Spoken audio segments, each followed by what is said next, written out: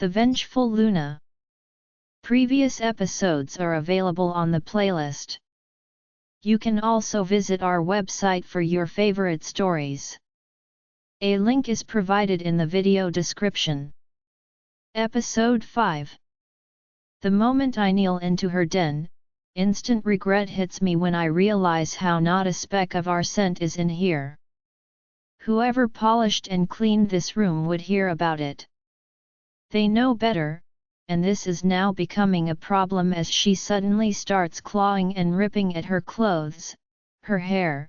The lack of our mingled scents and cloying scent of bleach I can smell radiating out of the bathroom is sending her mad. I open the mind link, searching for Dustin, Gannon, and Clarice. They all answer simultaneously, "Yes, my king." Who cleaned the room and bleached the bathroom?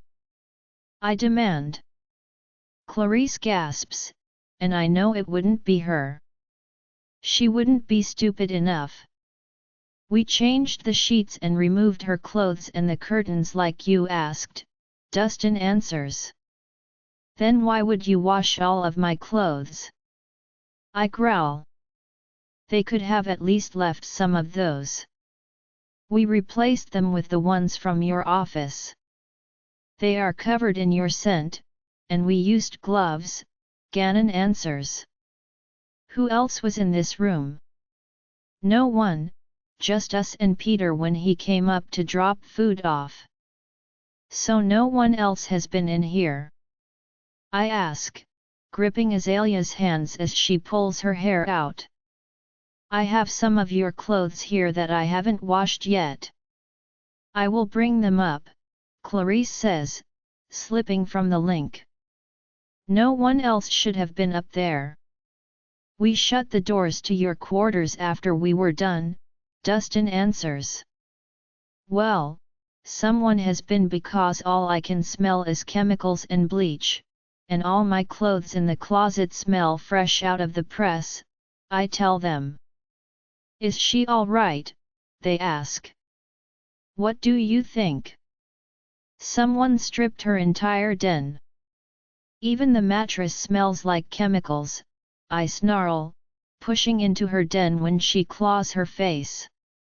I cut the link off abruptly as I press my knee between her thighs, forcing her onto her back. I press my body against hers. My calling slips out instantly as I bear my weight on my arms so I don't crush her belly. Her breathing evens out, and she licks my chest, answering my call. SHH, love. I will fix it, I purr, nuzzling her neck, and she moans. My teeth nip at her mark, and her legs fall open more, allowing me to press between her thighs. Her body is languid beneath me as she gives in to the calling. I run my tongue over her neck and jaw, across her cheek, where she cut her face with her claws, healing it. Azalea groans when I hear the door. Leave them just inside, don't enter, I tell Clarice through the link, and I hear the door open and quickly close. Azalea mules and rolls her hips against me while my lips travel down her neck, and I remove what is left of her clothes while using the calling to subdue her enough that she doesn't harm herself. Soon enough, her den will smell the same, tamping down her anger and instincts. Azalea pants and gazes up at me as I slip her pants down her milky thighs before removing them and tossing them aside. I growl when her knees close, the sound vibrates through her, and her legs fall open as she watches me with her desire-filled gaze. Breathing heavily, her heart rate settles as I become locked inside her, and I roll, dragging her on top of me. Azalea buries her face in my chest, licking my pectoral muscle, and I purr for her until she falls flat against me, pressing her ear to the center of my chest while I catch my breath. I smooth her hair down as she relaxes on top of me. The room smells of our mingled scents seem to soothe and calm her. Lulling her out of her panicked state, I sigh, trailing my fingers up her spine. Yet I know I had to get rid of the smell of bleach from the bathroom, but for now, she is calm, and I will wait until she sleeps. My thoughts run rampant as she moans and wiggles, trying to get comfortable while locked to me. Who was watching the room? I ask them through the mind link. Everyone knows how leaken women are, and to remove every scent from the room baffles me. She could have hurt herself or someone else. It is stupid on their part. I cringe, thinking of what would have happened if she had brought Abby here while she was like that. She would never forgive herself if she hurt her. The only time we left was to help set up the ballroom when you asked. Ganon's mind links back. And you saw no one else up here? No, everyone was helping. Then Dustin and I went and got something to eat quickly, and I checked Abby, Ganon answers. Clarice. I ask her, knowing she is listening in. Same with me. After I finished eating, I checked the door and it was still shut, and I smelled no scents up there. Where did Peter go? I ask. He was with me until just before dinner and then slipped out the back to feed the horses, returned the same way 20 minutes later when we were finishing up, Clarice answers. Can anyone verify he was down there? Yes, because he came back with the gardener who helped him, Clarice tells me. I sigh and shake my head. This is getting ridiculous, I mutter. And nothing else happened that was odd. I ask them. No, Abby went into town and picked up fruit and veg with Clarice, Ganon says. When? This morning. But Abby wouldn't have done that. She loves Azalea, Ganon defends his future mate.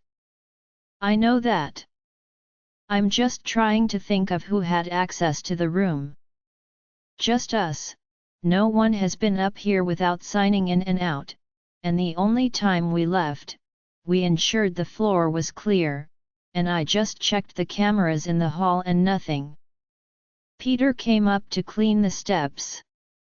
He hadn't finished his punishment from Clarice, but he never went near the room, Ganon tells me.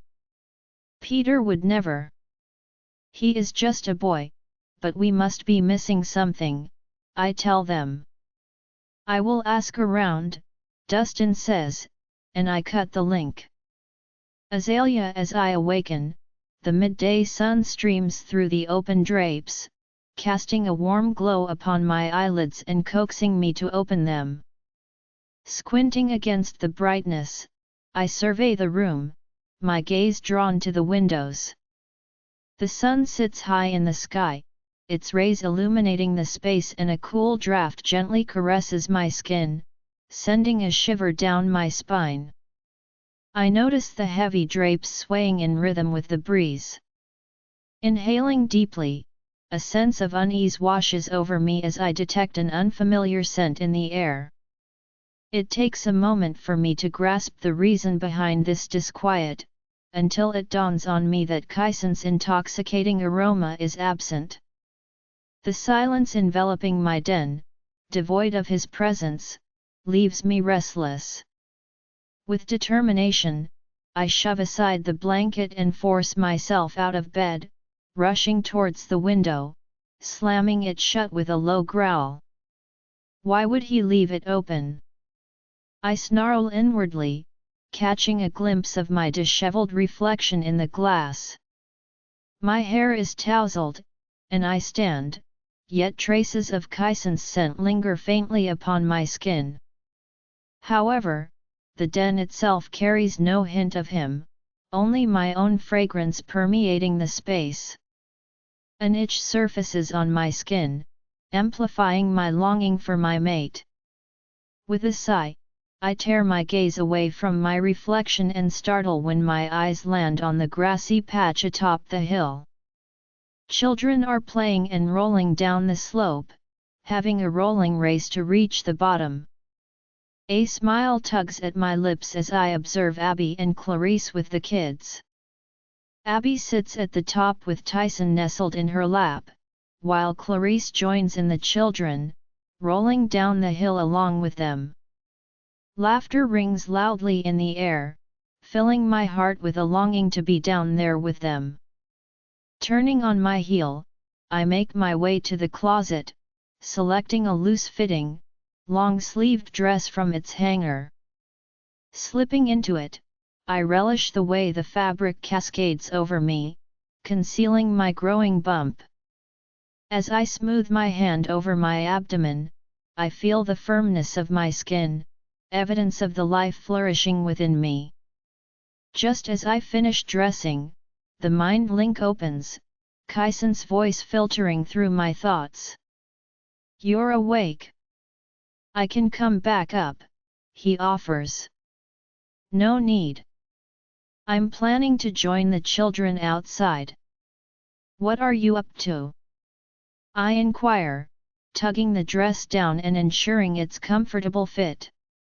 My fingers instinctively caress my belly, I love the feel of it. "Reviewing some files with Gannon." "Are you sure you don't want me to come back?" Kyson asks. "No, unless you need help." "Shouldn't I be there?" I ask, realizing that perhaps my presence is required. After all, Abby and Clarice seem to have everything well in hand. "No, just take Trey with you. Also, don't forget about your ultrasound appointment this afternoon." "I'll come fetch you beforehand," Kyson reminds me. "Are you certain?" I ask, slipping on a pair of comfortable sandals. "Positive. Enjoy yourself." "I love you," Kyson says. "Love you too," I respond before severing the mind link. Pulling my hair into a haphazard bun atop my head, I step out of the room and find Trey and Liam waiting outside my door. "Afternoon, Azalea," Trey greets me as he stands by. "My queen," Liam acknowledges with a slight bow. "Hey, Liam." "Trey, I'm going to join Abby and the children." "Kyson wants you to accompany me," I inform Trey. He nods, offering me his arm. Looping my arm through his, we proceed towards the staircase that leads to the ground floor. Halfway down, my attention is drawn to Peter, kneeling on the steps, meticulously scrubbing the wooden beams of the guardrail with a toothbrush. "What mischief have you gotten into this time, Peter?" I inquire, noting that the boy seems to find himself in trouble quite frequently lately. Peter glances up at me, a mischievous grin spreading across his face, revealing his pearly white teeth. "I was just fooling around with the gardener and accidentally lobbed a mud pie at him. It missed and hit Clarice instead, and her freshly washed sheets," Peter chuckles. "And why were you throwing mud pies in the first place?" I ask, attempting to stifle my own laughter. "He threw one at me first. So he should be helping me clean these stairs.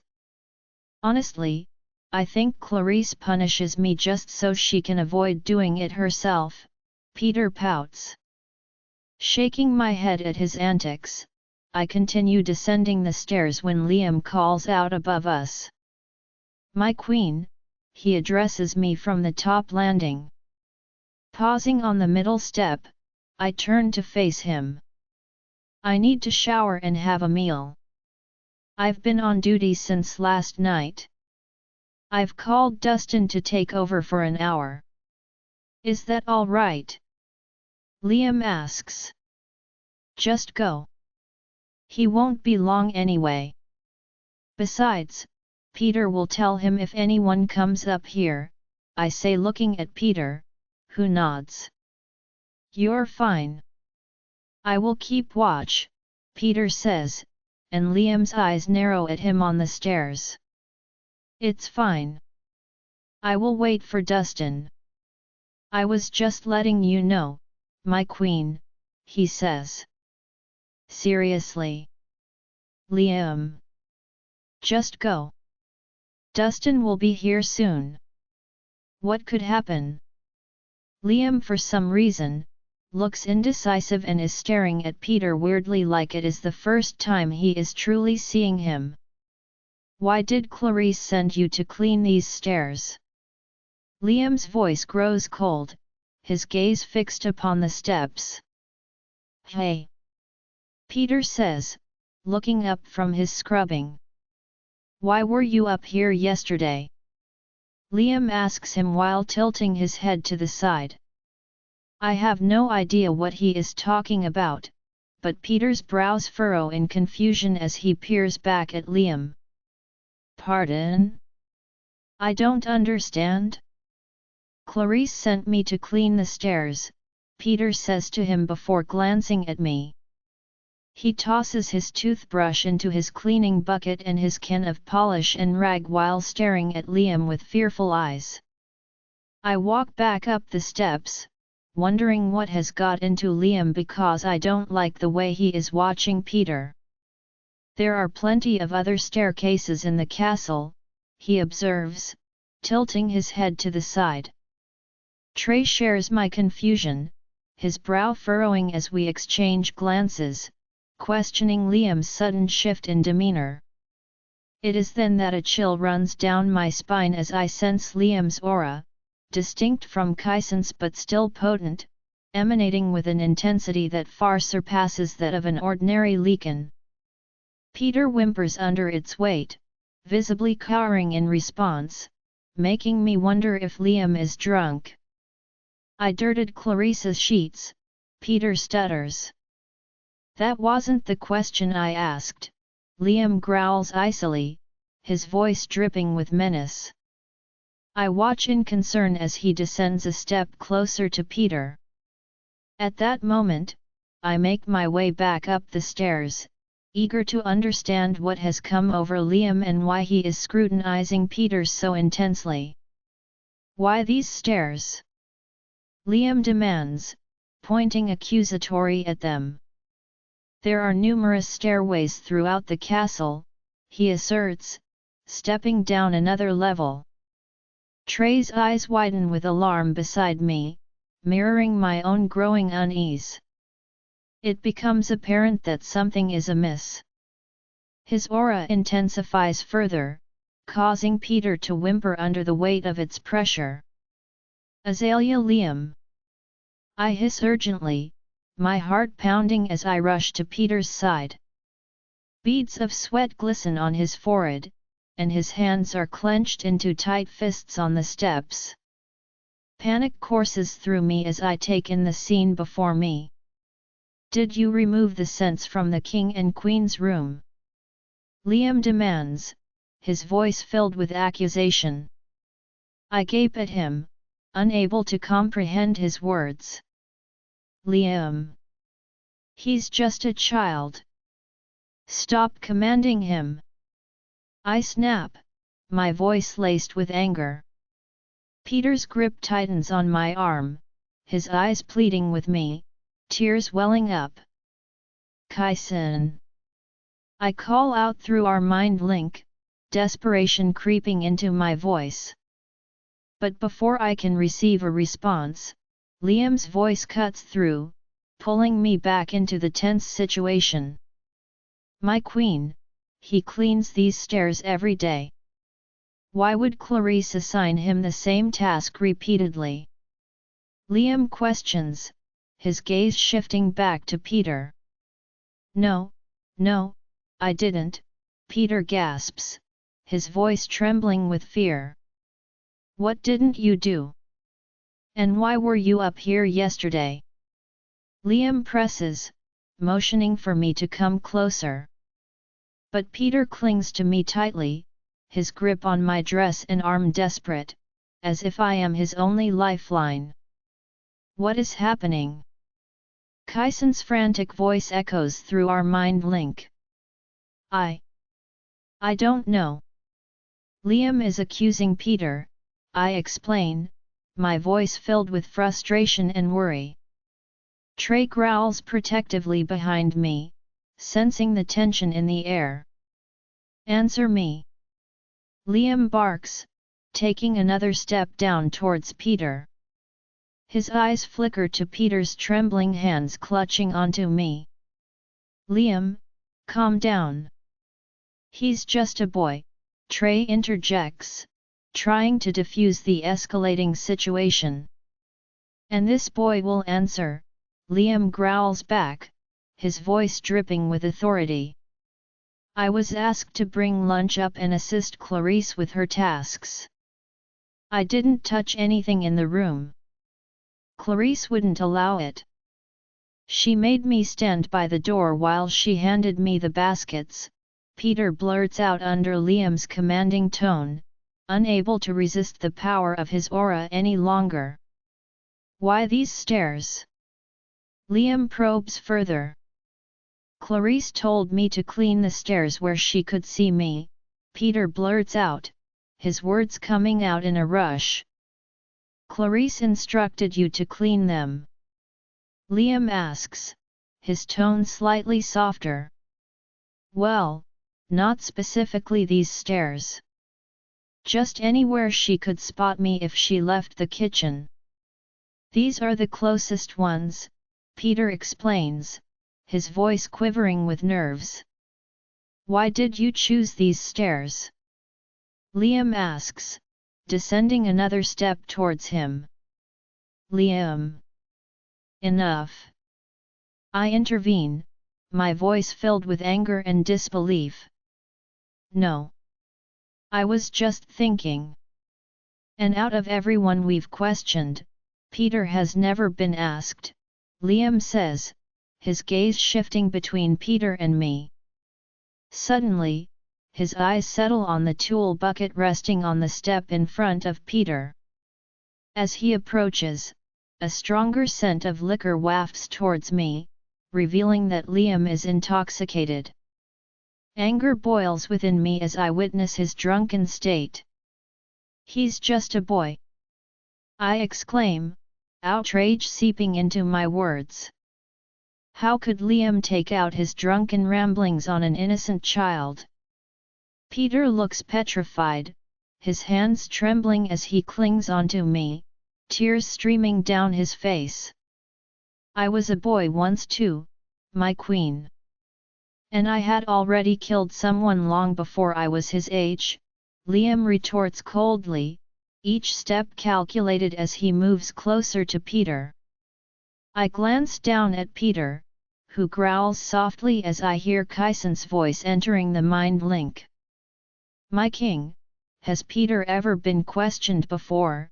Trey's voice cuts through the tension, breaking the silence as Liam continues his relentless approach towards Peter. The savage gleam in Liam's eyes frightens me, and I see Peter whimper in fear. Gently prying Peter's fingers off my dress, I stand straighter and take a step up, placing myself between Liam and Peter. No, why? What has happened? Azalea, answer me. I'm on my way, Kyson growls urgently. But before I can respond, Liam reaches for me, attempting to pull me to his side. In that instant, a sharp pain slices through my side, stealing the air from my lungs. Trey's ear-piercing scream reverberates behind me, freezing time itself. I see Liam's hands reaching out towards me, his eyes widening in shock, but I stagger back, my hand instinctively going to my side. My fingertips brush against the hilt of a dagger embedded in my flank, and my hands are suddenly soaked in warm blood. Gasping for breath, struggling to breathe around the pain, I hear Peter's voice amidst the chaos. "That's for my mum," he cries out as Trey tackles him to the ground. I try to reach for something to hold onto, to stay upright, but the banister gives way under my weight. A scream escapes my lips as I realize I am falling, my body crashing onto the ground with a jarring thud. Agony engulfs me as pain radiates through every fiber of my being. My head collides with the stairs of the ground floor stairwell, the wooden railing crashing down upon me. Paralyzed and unable to move, I lie there, staring at the ceiling above and the floor above that, where Trey has subdued Peter. Liam leaps from the second floor, his feet hitting the ground mere seconds later. But it is too late. Warm blood trickles down my neck, my head, and my back throbbing in agony. The taste of copper fills my mouth, making it difficult to breathe, and I choke on every attempt. It feels as though my entire body is tingling with pins and needles, the sensation pulsating in time with my rapid heartbeat. My vision blurs, the world around me pulsating with pain. Liam's face comes into focus, his lips moving in frantic silence, as if he's screaming. But all I hear is the pounding of my own heart in my skull. I feel myself fading, my vision narrowing into a tunnel. I am unable to move, and yet a strange warmth spreads between my legs, like I've wet myself. It's a peculiar sensation that inexplicably captures my attention more than the excruciating pain. It becomes the focal point of my mind, above all else. As darkness descends upon me, I'm still fixated on that warmth, even as everything slips away. Kyson, we had found a few things in the documents from the Alpha Dean's pack, such as Mr. Crux's name linking to multiple brothels in the state. It looked like he was helping traffic rogues because sizable sums of money had been sent to Alpha Dean's accounts when they suddenly stopped abruptly a few years ago and enormous debts started accumulating. Debts from Crux's casino. As we sifted through the boxes, we found other strange things that didn't add up, which had me going down to the underground storage. Gannon and Dustin are pulling everything we have on Crux from the archives, and we set them on the huge wooden table in the storage room. While we're down here, gather all the staff records for me, I instruct them, their footsteps echoing as they return to the towering stacks of boxes before depositing them at my feet. I delve into the piles of documents, searching for any trace of council records or vital information. You two can begin with the staff files, I direct, my gaze focused on the task at hand. Go as far back as 14 years ago when the Landeenas were taken from us. So before Azalea's 4th birthday? Dustin asks, and I nod. Yes. There must be a reason why someone is targeting her, and it's highly likely that the culprit resides within the castle grounds. Scrutinize every guard, whether under oath or not. Examine the records of all the cleaners, gardeners, every individual who has been on our payroll, I state, their hands eagerly sifting through the extensive collection of files. After just a few hours of sorting, Gannon pulls out Trey's file once more, accompanied by another containing his medical records, proof that corroborated every detail he had shared with us. It becomes increasingly apparent that we needed to establish an efficient electronic filing system. The sheer volume of paperwork is becoming absurd. A couple of hours later, I feel Azalea stir from sleep.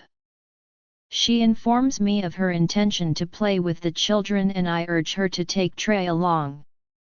As I finish talking with her, my attention is abruptly seized by Gannon's interruption.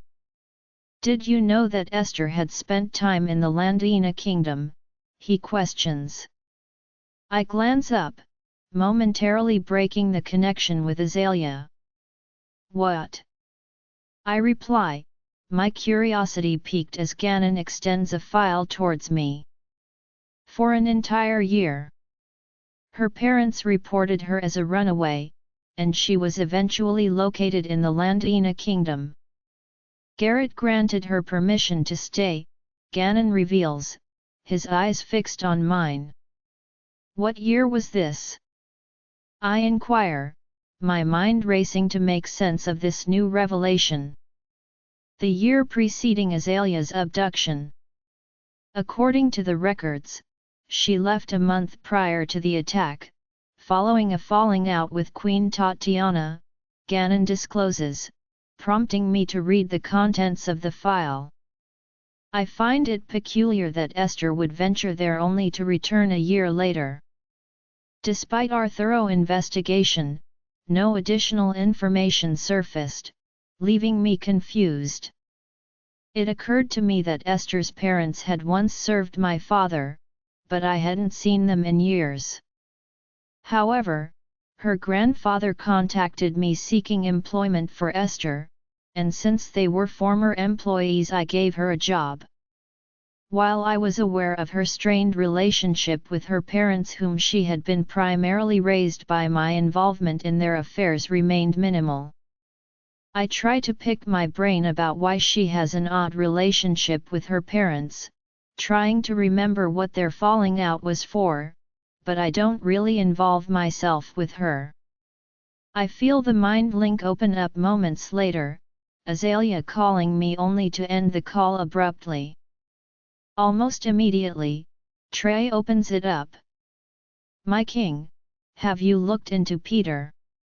Trey inquires urgently, prompting me to establish a connection with him as well in an attempt to regain contact with Azalea. No. Why? And Azalea, answer me. I growl impatiently, my attention divided between Trey's words and Esther's files. As I comb through the documents, Trey's mention of Peter sparks a memory I vaguely recalled Esther having a brother. In fact, her parents had adopted him. The realization strikes me with the force of a lightning bolt. I knew she had an estranged relationship with her parents since they had adopted Peter. Peter. My eyes widen in realization. It's Peter. I growl when Azalea screams through the link, and I race to get to her. My heart is hammering in my chest. Dustin and Ganon are chasing after me, and I skid across the floors as I smash out of the cellar, my shoulders smashing against the doors, and into the kitchen's pantry before I race out of the kitchen. I lose my footing as I twist to head for the stairs at the same time. I hear someone scream. My heart feels like it stops when I see a figure fall off the staircase, and I register that the figure is Azalea a second later. Her arms flail about just as the entire banister railing comes down after her. My feet try to get friction on the floor just as Ganon and Dustin burst out of the kitchen doors. I sprint towards Azalea, but Liam is quicker, leaping after her. My heart constricts as her body collides with the stairs with a resounding thud, just out of my reach. Time stands still as I watch in shock. Trey forcefully thrust Peter against the wall, his form crumpling unconscious on the steps. Paralyzed by disbelief, I can only stare at Liam, who screams for assistance, his hands pressing down on the knife embedded in Azalea's side. Blood gushes from her mouth and dribbles down her chin, jolting me back into action when I see Ganon and Dustin trying to move but are both unable. I rush to Liam's side as Azalea's eyes roll back, her body growing limp. I clutch her face desperately. Azalea. I choke out, my voice laden with anguish. Stay with me. But she succumbs to unconsciousness, her body slackening in my grip. "Get a doctor!" I bellow, my command echoing through the air as Gannon and Dustin rush off. "Stay with me, love," I beg, my voice trembling as I cradle her fragile form. Panic courses through me as I feel warmth seeping onto my knees. My eyes dart downwards, witnessing the crimson stain spreading across her dress, pooling between her legs and trickling down the steps. "No! No! No! No! No!" I cry out frantically, my mind racing to comprehend the severity of the situation. With every fiber of my being, I know that time is of the essence.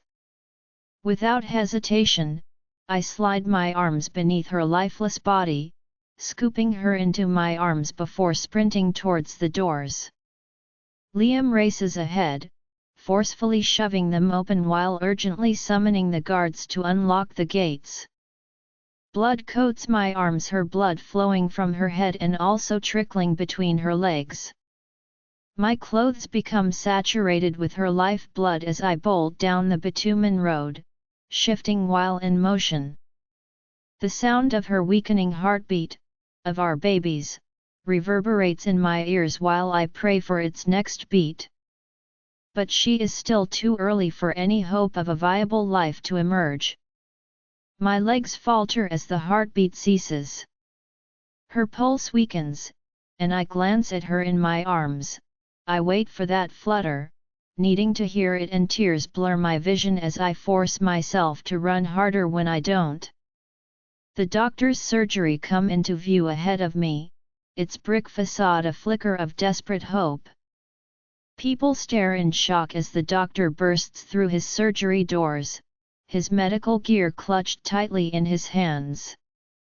His eyes widen as he spots us, and he wastes no time rushing back inside, barking orders at his nurses to prepare a gurney.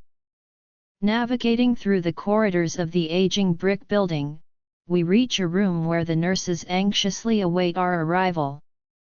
Carefully, I lay Azalea down on the gurney, her body appearing fragile and vulnerable. The doctor swiftly places his bag beside her, his sense of urgency palpable as he whisks her away. I move to follow, but Liam's firm grip on my shoulder halts me in my tracks. "You'll just get in the way," Liam says, "but I could heal her." I am about to say that when Liam speaks, seeming to know what I am going to say.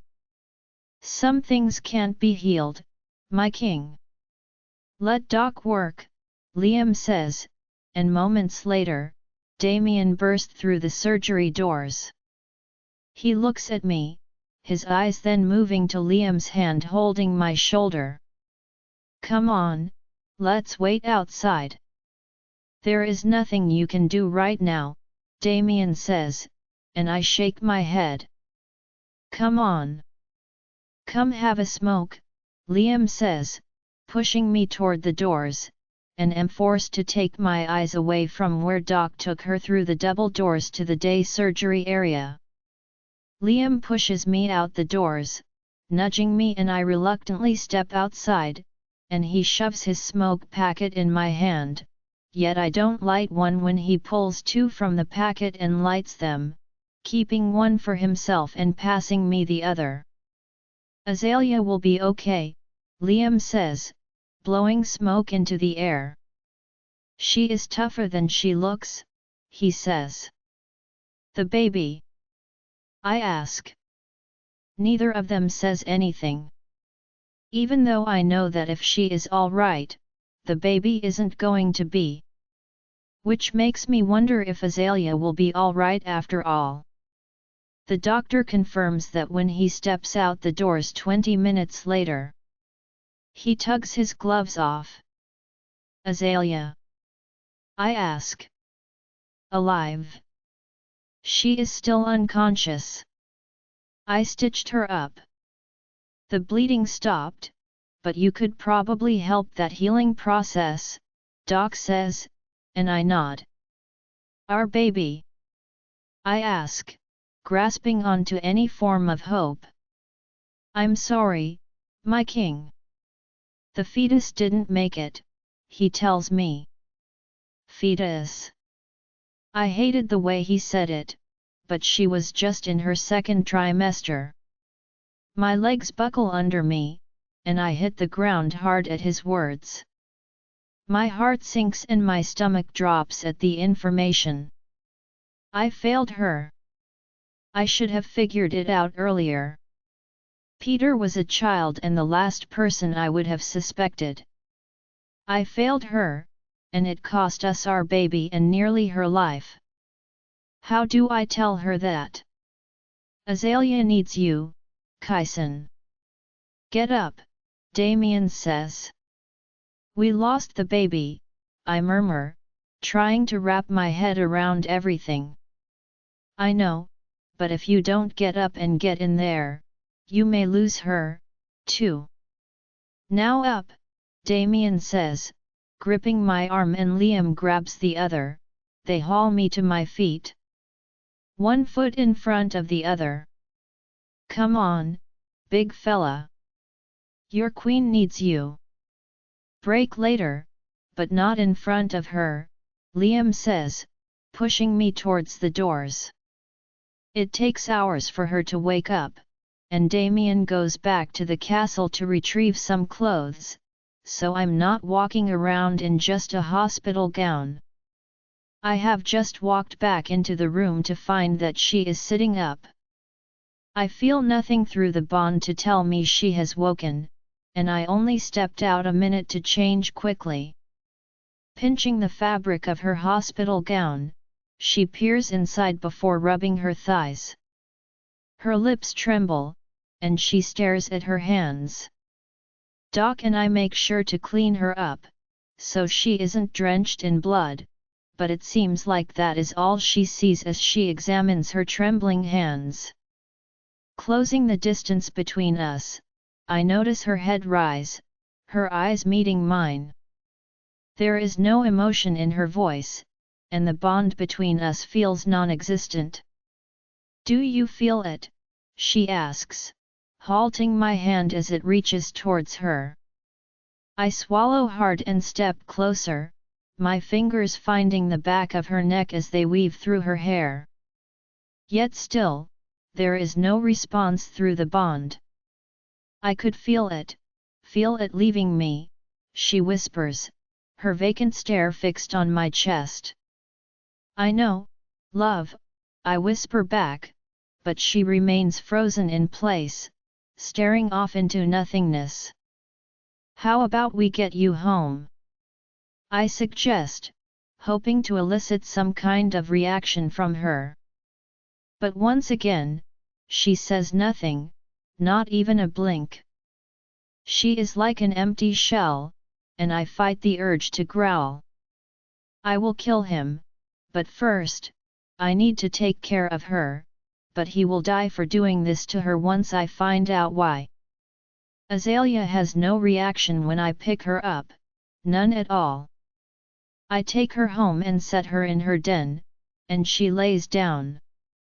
3 days later, for 3 days she has remained in bed, refusing to eat or sleep. Doc came by yesterday and assured me that it is to be expected, but I can't bring myself to leave her side. The bond between us feels non-existent, and it's as if she isn't even there, even though I can see her right before me. Brushing her hair back, I attempt to move her up the bed so she can rest against me, but she slides right back down into her den, seeking comfort beneath the blankets as if they can shield her from the world. Letting out a sigh of frustration, I set aside the book I have been reading to her and make my way to the bathroom. I fill the bathtub with bubbles and lavender-scented soap, crinkling my nose at the fragrance that I know she likes. Returning to the room, I retrieve one of my shirts from the closet. She is still dressed in that hospital gown, but I am determined to change that today. Baby steps. Perhaps if I can get her to eat or speak, she will feel more like herself. Equipped with towels and a shirt for her, I check the water and wait for the tub to fill before turning off the faucet. Stepping into the room, I find her in the same spot as before, tangled in blankets. With care, I untangle her from the fabric and lift her up, removing her gown as she sits on the edge of the bed. Goosebumps cover her skin, prompting me to strip off my own clothes before joining her in the bath. I settle her between my legs, and she remains motionless as I wash her hair and clean her gently. We stay in the water until it turns cold, and then I lift her out, drying her off before slipping my shirt over her head. But it angers me when she simply rolls back into her den without any order or structure. Clarice has sent up soup hoping to entice her to eat, but Azalea only rolls over in response. Reaching for my whiskey, I take a swig straight from the bottle. It is the only thing that keeps me from losing my mind. The silence is suffocating, an absence of any sensation through bond is unbearable. I long for any reaction from her just to know that she is still with me.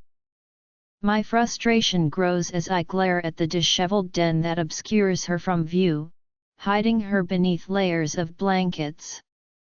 In a fit of anger, I accidentally drop the bottle, shattering it on the floor. I snarl at the mess I have made. Overwhelmed by my anger, I can't contain the shift any longer. I storm towards the bed, tearing at her den in a futile attempt to fix it. Instead, all I manage to do is tear apart the mattress. Growling with frustration, I collapse onto the bed. Just as I'm about to mind-link Damien to call Doc again, I feel movement on the bed, followed by her hand running across my fur and settling on my chest as she lays her head against me. At first I am astonished, staring down at her in disbelief. It's the first time she has moved towards me since this ordeal began, and of course, it has to be when I'm not in human form. Part of me wants to shift back and revel in her closeness, but I don't want to risk her pulling away if she realizes what she has done. Turning my face towards her, I nuzzle her hair and let my calling wash over her. She snuggles closer, and with a sigh, I accept that it's something even if it isn't much. A few hours later, she wakes up prompting me to shift back into human form. Immediately, she retreats back under the covers.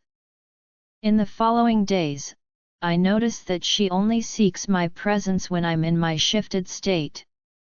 It seems that being in my Lycan form provides her with some comfort. So, I spend most of my time in this state hoping to provide her with some sense of security. As a knock sounds at the door, I move away from the bed. Today Azalea has mustered enough strength to help me fix her den. We change the sheets and tidy it up, although she doesn't rebuild it like I had hoped. I had grown accustomed to its presence, even though it's an odd habit for female Lycans.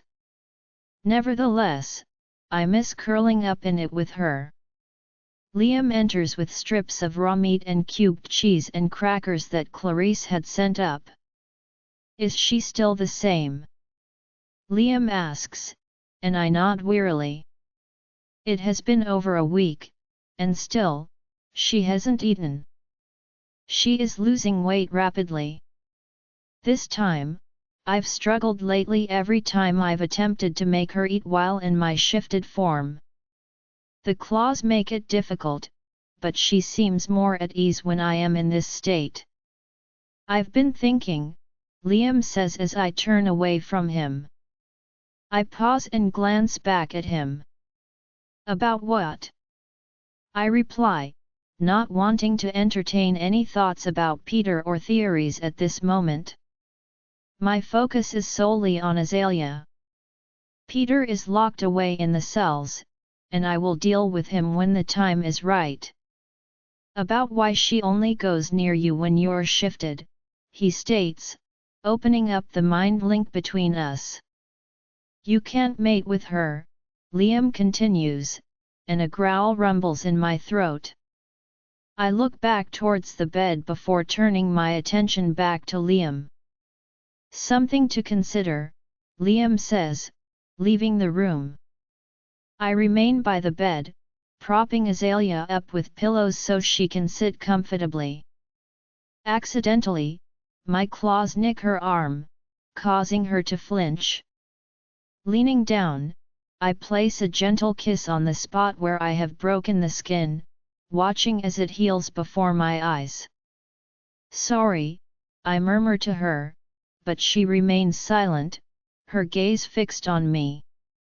I pick up a strip of beef with my claws, only to fumble and drop it. Frustrated, I try again, but the same result occurs. She then reaches out and picks it up herself, her movements robotic and detached. She eats half of what is on the plate despite my insistence that she eat more. Eventually, I set the plate aside and lay back down with her, eventually drifting off to sleep. It feels like all we do is sleep and read, and it feels wrong. I long to hear her voice again. However, it is Trey's conversation with Abby outside the doors that rouses me from my slumber. I quickly rise to my feet and catch sight of the fading sunlight through the windows. The children are playing on the hill, their laughter fills the air. As I make my way towards the door, a flicker of hope ignites within me. Perhaps Abby can coax Azalea out of bed. But as I open the door, reality sets in. Abby can't help, she is still under her command. She stands outside, talking with Trey about how Azalea is doing. Liam is nowhere in sight, presumably having taken over guard duty of Peter. I half expected Peter's grandparents to come searching for him, but no one had arrived or informed me otherwise. Kyson is perched on her hip, playing with her hair as I open the door. She gasps, peering out the window at the children playing on the hill. A brawl starts outside amongst some of the older children. She thrusts Kyson at Trey, rushing down the steps to break it up. I watch from the window while Trey holds Kyson. Maybe go help her, I suggest, seeing her and Clarice both struggling to separate the kids that are determined to get the last hit in. Trey sighs, passing Kyson to me and rushing toward the stairs. Wait! I call, and he stops on the steps. Take the boy with you, I tell him, holding him at arm's length. You want me to help or not? Trey says, and I look out the window to see guards trying to help and sigh. Just don't take too long, I tell him, and he nods before disappearing. I perch the boy on my hip. Kyson is only small, tugging on my fur when he starts making strange grunting noises before wailing like he is being murdered and pointing toward the room. No, we can't go in there, I tell him as he starts wailing and thrashing in my arms. He kicks me in the balls, making me drop him, but I catch him before he hits the ground, setting him down gently. He rushes off, and my eyes widen in horror as I turn to find him in our room. Unsure how Azalea will react to him, I rush in. He is screeching and fisting air. What? I ask him, trying to hush him while glancing nervously at the bed where Azalea is. She doesn't seem to hear him or doesn't care, I'm not sure. He screeches and grunts again. I don't know what you want, I tell him, trying to pick him up and remove him from the room. I shush him and peer out the window for Abby, who is scolding some of the kids. Your mother will be back soon, I tell him. He grunts, fisting his hands and squeezing them tightly. He wants the books, Azalea says, and I jump, looking at the bed where she's still sitting. Kyson also jumps at the sound of her voice and peers over at her. I set him down when he starts kicking his legs and moving towards the bookshelf. I point to each book when he goes crazy, grunting as I touch one with a picture of an apple on the side Snow White. I pull it from the shelf and hand it to him, about to escort him out when he rushes towards the bed. I chase after him, scooping him up before he climbs in only for him to bite me, making me let go with a growl. As I reach for him again, Azalea sits up quickly snatching Kyson before I can. She sets him next to her, and Kyson opens the book smacking the pages while grunting and making strange noises. It's obvious what he wants this time, he wants her to read it.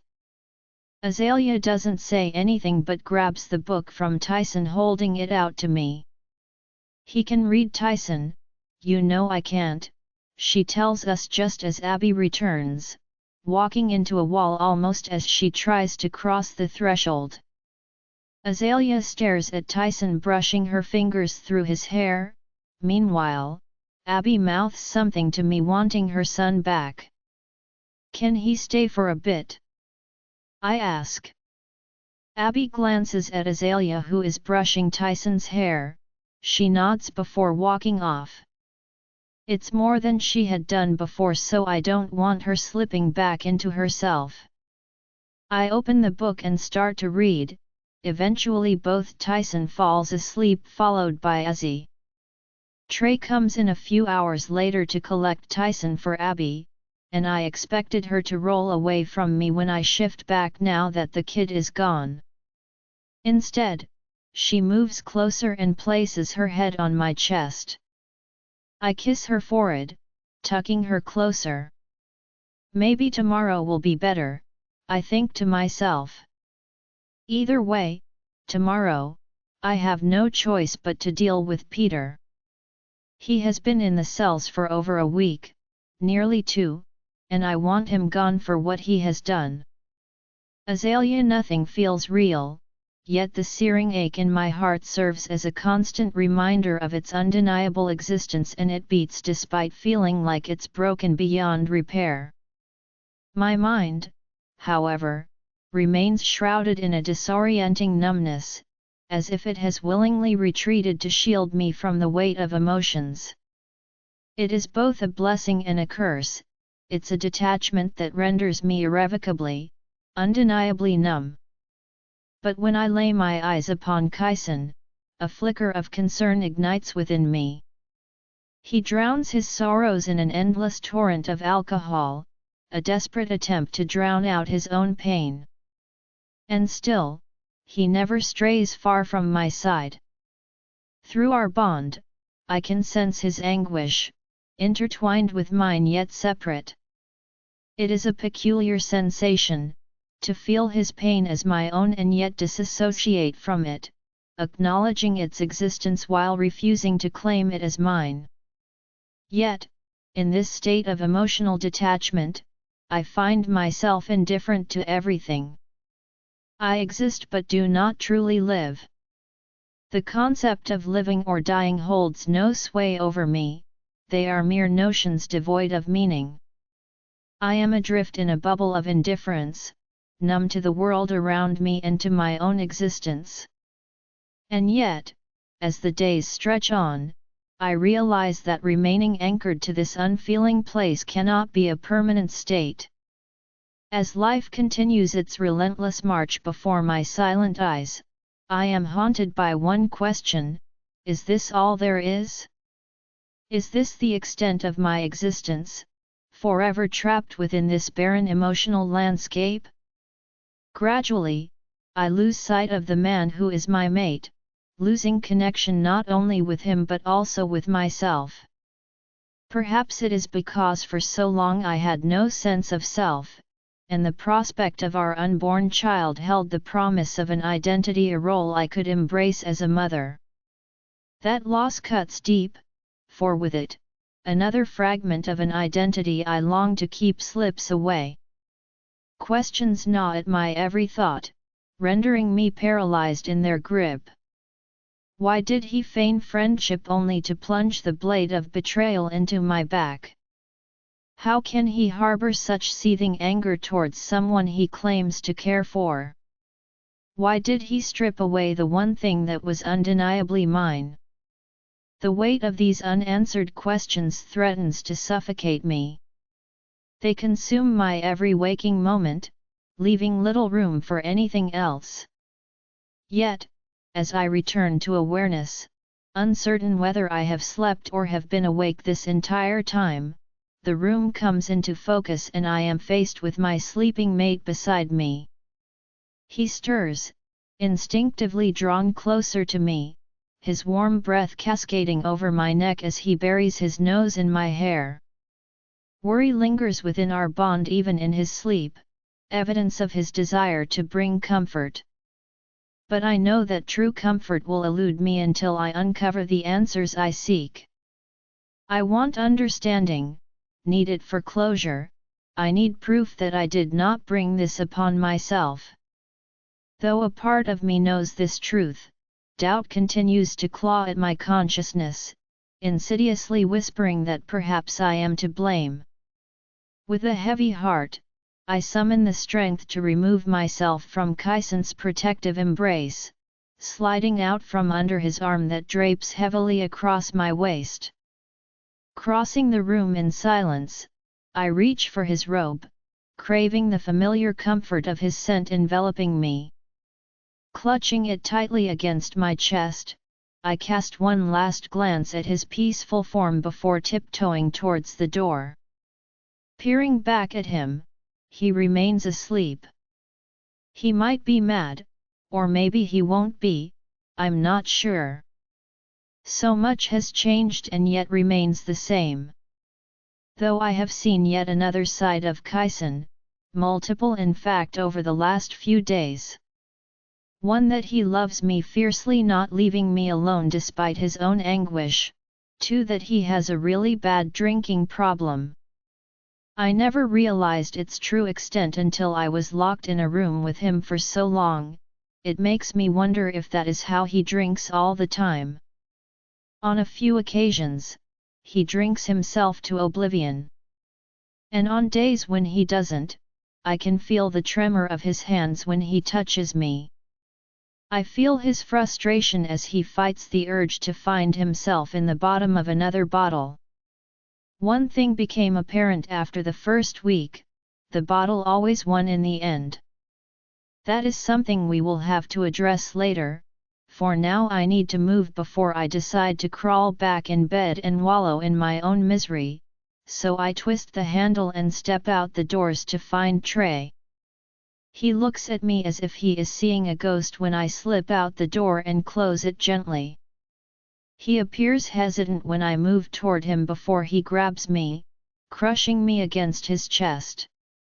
His arms lock around me and I feel his nose in my hair, as he inhales my scent like he is hoping I am real and not a figment of his imagination. I sigh, and briefly hug him back, glad that I haven't been too much of a burden on my guard that they've turned and now hate me. Thank God, he whispers before holding me at arm's length. Where's the king? He glances at the door behind me before clutching my face in his hands and leaning down to look at me. His eyes sparkle with sadness, endless hazel depths of worry stare back at me as he stares with worry. Sleeping, I say, though my throat hurts from hardly using my voice and comes out raspy. I shall wake him for you, he says, though I shake my head. Kyson needs sleep, I know how little he has been getting, I know how exhausted he is, I also know he will feel bad after how much he drank last night before he fell victim to it. Let him sleep, but I have a favor to ask of you, I tell Trey. Yes, whatever you need, he answers swiftly, while standing straight again. I want to see Peter, I admit. He opens his mouth no doubt to deny me, but I hold my hand up silencing him. I need this, please. I wouldn't ask if I didn't, and I know Kyson won't let me, and he believes he is doing it to protect me, but I need this, I plead, hoping he won't wake Kyson to tell him of my plans. Trey's eyes turn black and he looks torn, but my blood is his sire, my blood he is oathed to. Can you at least tell Kyson? I am not comfortable going against him, he would see this as a betrayal, Trey pleads. If I do, he may lock me in the room, or just go kill Peter without questioning him. You won't, will you? Trey sighs and rubs his temples. At the very least, let me wake Liam to come with us, just to be extra safe, he says, and I agree, one can never be too careful. We meet Liam in the kitchens. He is still in his pajamas, which sit low on his hips. His chest is bare and a tattoo of a beast clawing out of chest is tattooed on his skin. He tugs a tank top on as he walks in, making me wonder how close his room is to the kitchens. Shaking that thought away, he drops a hand on my shoulder. Lass, maybe you should let Kyson deal with Peter, he says, and I shake my head. I need answers, then Kyson can deal with him. Aren't children off limits? I wonder how it would be possible. Would Kyson break the very laws he swore to uphold? Not when it comes to treason, there is an exception to every rule, Liam explains. I'm not sure how I feel about that, I'm not sure if I feel anything at his words. Trey walks ahead into the pantry, opening up the door inside that goes to the stairs under the castle. A chill rushes through me as we descend the stairs, and I stay close to Trey and Liam, using them like shields, and they happily oblige as we navigate the winding tunnels before stopping at the cells. It's dark here with the dim lighting, and 2 guards stand either side of the cell. Trey snarls and Liam places his hand on my side as if he is ready to rip me from the place, yet my eyes are on the boy that sits huddled in the corner, looking like the weight of the world rests solely on his shoulders. Peter, a boy I trusted, and despite what he had done, some part of me hangs on to the hope he will tell me it is all a joke and it wasn't him, that he hadn't taken my baby from me. He is a child himself, a child who took my own child from me.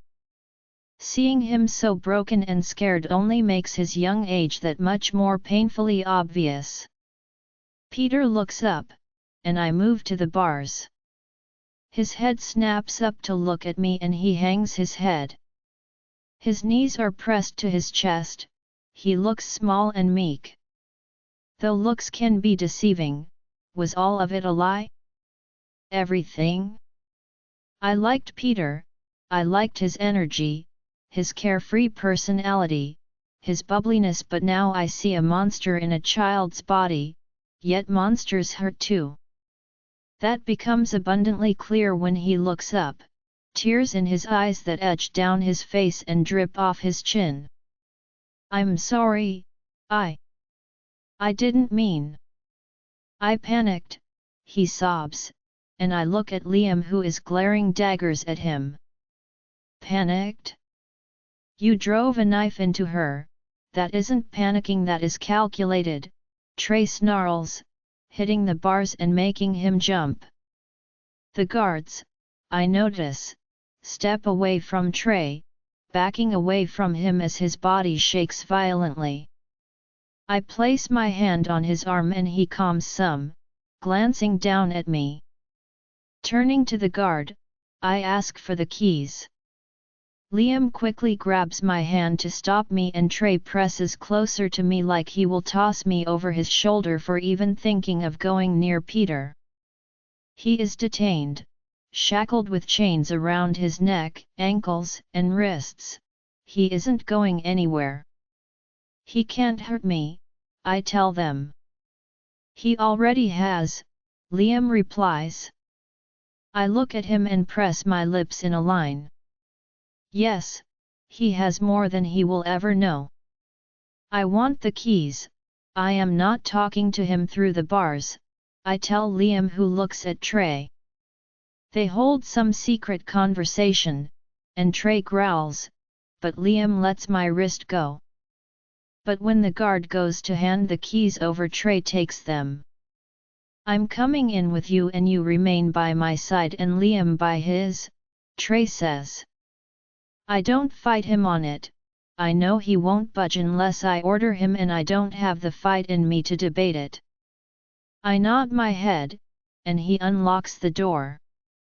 Liam walks in first and stands near the wall beside Peter, who flinches at his closeness. Liam, however, just offers him a cold glare. Trey refuses to step aside to let me in, and he grabs my arm when I try before pulling me to the opposite side of him. However, he doesn't close the door, probably in case something happens so I can run out.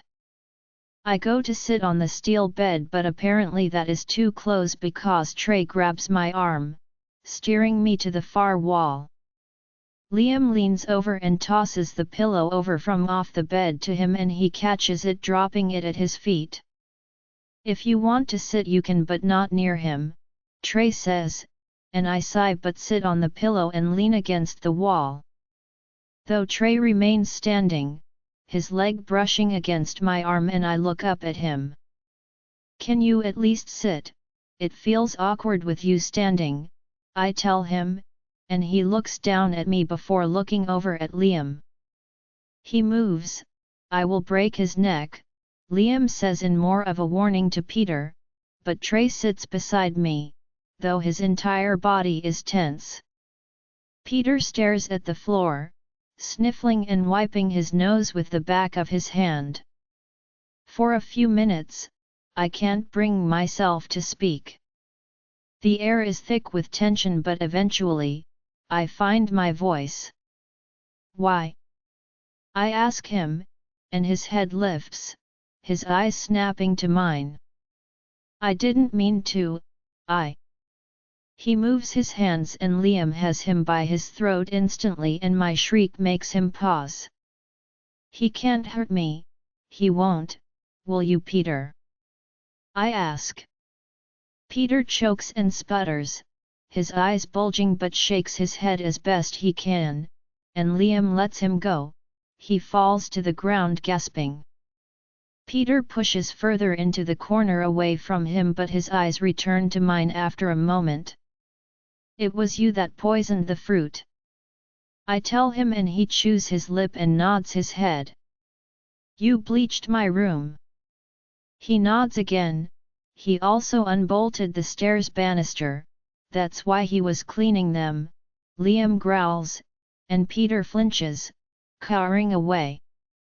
How did you get past the guards to get in the room? Trey asks him.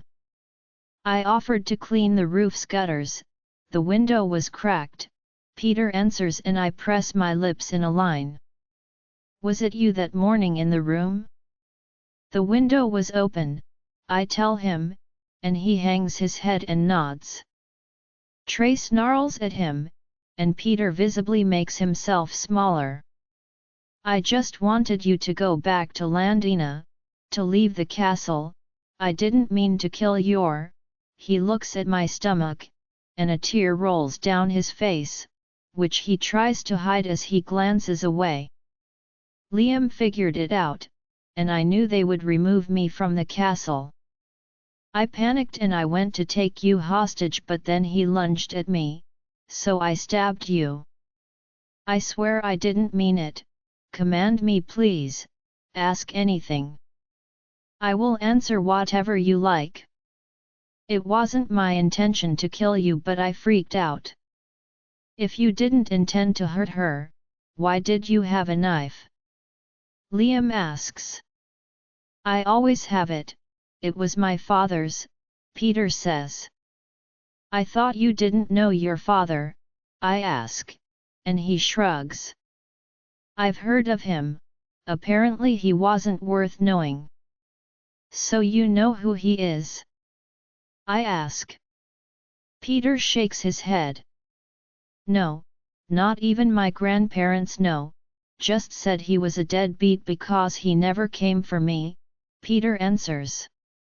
You don't believe that? I ask, curiously. I don't know why I am asking him, I shouldn't care, but for some reason I do. I don't know, but then you came along and the king made her leave. I just wanted to scare you, make you leave so she could come back. It was the only time I got to see her, Peter says. See who? Trey asks, and Peter looks at the ground. She never comes to see me, she pretends I don't exist, Peter says, clearing his throat and wiping his face. At least here she has to speak to me. I would ask Clarice to let me help her, sometimes she would let me help her, Peter says, wiping his face and rubbing his bloodshot eyes. Then you ruined it, you made her leave. I just wanted her to stay, Peter says. Who are you talking about? I ask. I haven't made anyone leave that I am aware of. My mother, Peter answers. Confusion washes over me, and by the looks on Liam and Trey's face, they are just as confused. Grandpa said one day she would come around, that she would see me and come get me, but she didn't, so I got a job here to be near her, he says. Liam and Trey exchange wary looks. I am just as confused. Peter, who is your mother? I ask, trying to figure out who he is talking about. Esther, and you made her leave me again. I was going to make her see that I could be good, that I wasn't like my father, that she could love me, and I wouldn't leave her, Peter says. Esther is his mother? I am horrified by this news, but I am shocked more by the thunderous growl escapes from Trey. I jump at the sound, not expecting it. Join our Facebook and WhatsApp group for more updates, link is given in description. Rest audiobook will be continued in next episode.